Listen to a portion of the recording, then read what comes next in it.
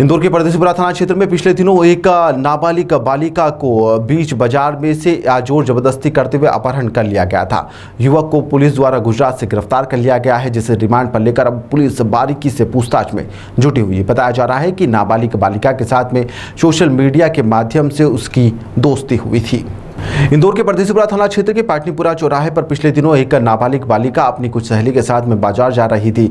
इसी दौरान पीछे से बाइक सवार एक युवक आता है और नाबालिग के साथ में जोर जबरदस्ती करते हुए उसे अपने साथ भगा कर ले जाता है। इसके बाद इस पूरे मामले में परिजनों ने पुलिस को शिकायत भी दर्ज करी थी।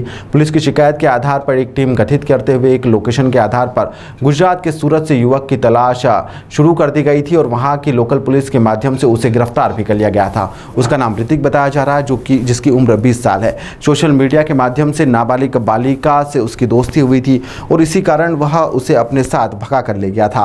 पुलिस बालिका की मेडिकल रिपोर्ट और पूछताछ के बाद दुष्कर्म की धाराओं सहित पास्को एक्ट की धाराओं में केस दर्ज करने की तैयारी कर रही है। युवक को रिमांड पर लेकर लगातार उससे पूछताछ की जा रही है।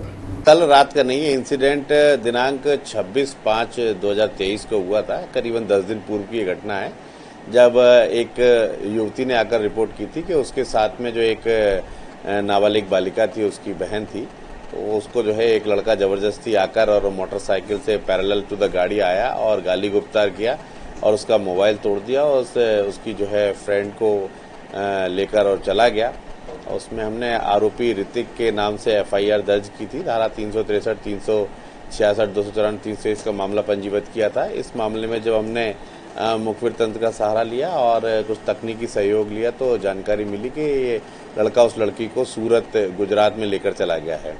तो यहाँ हमने 2 तारीख को एक टीम रवाना की और टीम ने 3 तारीख को वहाँ पर सूरत में अलग अलग स्थानों पर सर्चिंग की और फाइनली आरोपी ऋतिक को पकड़ा और उसको पकड़कर उस लड़की को दस्तयाब किया और कल दोपहर में ये दोनों लोग को लेकर पुलिस थाने पर आई और हमने इस मामले में आरोपी को गिरफ्तार करके माननीय न्यायालय में पेश किया, जिसका PR लिया गया है और उससे फर्दर और पूछताछ की जा रही है।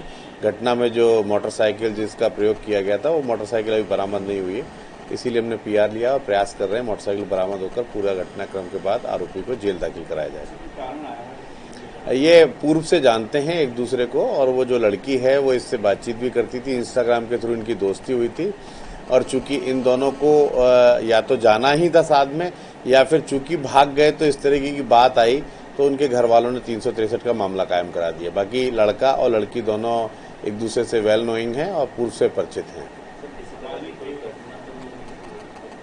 नहीं, उनके शारीरिक रिलेशन हुए हैं, इस बात की लड़की ने जो है अपने स्टेटमेंट में नोट कराया है। हमने इस मामले में धारा 376 का भी इजाफा कर दिया है, क्योंकि लड़की नाबालिग है तो पास्को एक्ट की भी धाराएं लगाई गई हैं। सर, आरोपी का क्या बैकग्राउंड है, क्या करता है? आरोपी अभी फिलहाल जो है नाबालिग से थोड़ा सा ही ऊपर है, वो लगभग 20 साल की उम्र है उसकी और वो छुटपुट काम करता है और फैमिली बैकग्राउंड में उसके पिताजी नहीं है तो बड़ा भाई पुताई का काम करता है और ये फुटकर मजदूरी का काम करता है।